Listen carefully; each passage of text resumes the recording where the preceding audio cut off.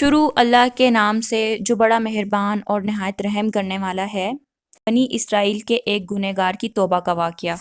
سیدنا عبداللہ بن عمر رضی اللہ تعالیٰ عنہ سے روایت ہے کہ بنی اسرائیل میں کفل نامی ایک شخص تھا جو دن رات برائی میں پھنسا رہتا تھا، اپنی خواہشات نفس کا غلام تھا۔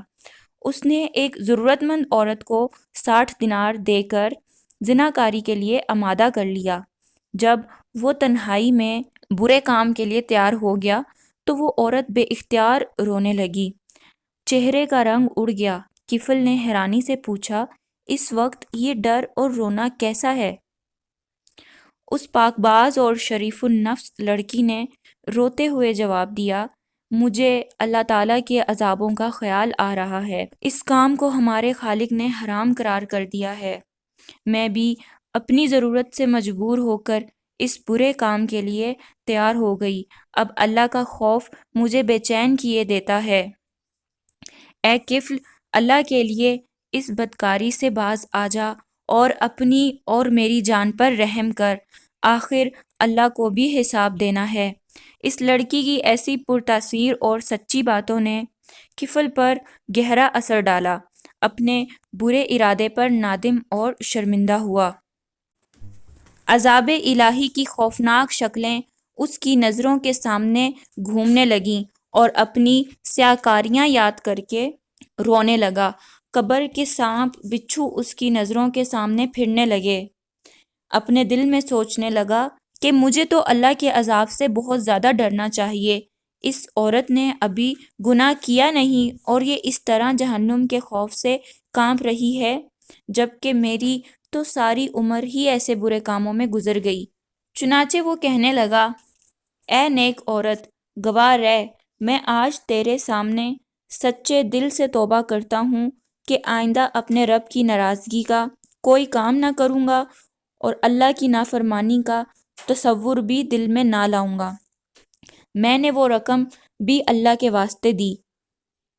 اس کے بعد اللہ کے حضور توبہ استغفار کیا، یا الہی میرے گناہوں سے درگزر فرما، میری خطائیں معاف فرما، مجھے اپنے دامن عفو میں چھپا لے، مجھے جہنم کے عذاب سے نجات دے۔ نبی اکرم صلی اللہ علیہ وآلہ وسلم فرماتے ہیں کہ اس رات کفل کا انتقال ہو گیا۔ صبح لوگ دیکھتے ہیں کہ اس کے دروازے پر لکھا ہوا ہے، ترجمہ یعنی اللہ نے کفل کے گناہ معاف کر دیے۔ اس واقعے میں اس بے کس و مجبور عورت کا حال ملاحظہ کیجیے جس نے ابھی گناہ کیا نہیں مگر وہ بید مجنوں کی طرح کانپ رہی ہے۔ یہ اللہ کی نافرمانی سے بچنا اور عذاب کا خوف محض اللہ تعالیٰ کے ڈر اور تقوی کی وجہ سے ہے۔ ارشاد ربانی ہے، اور جو اللہ سے ڈرتا ہے اللہ اس کے لیے مشکلات سے نکلنے کی راہ پیدا کرتا ہے۔ مذکورہ عورت گناہ سے بچنا چاہتی تھی، اللہ تعالیٰ نے اس کو نہ صرف اس گندے اور حرام کام سے نجات دی بلکہ اس کے حسن کردار کی وجہ سے کفل جیسے سیاہ روح اور گنہگار کو بھی اللہ تعالیٰ نے ہدایت نصیب فرمائی۔ اس کے علاوہ اس کی بخشش کا بھی قدرتی طور پر اعلان کر دیا گیا۔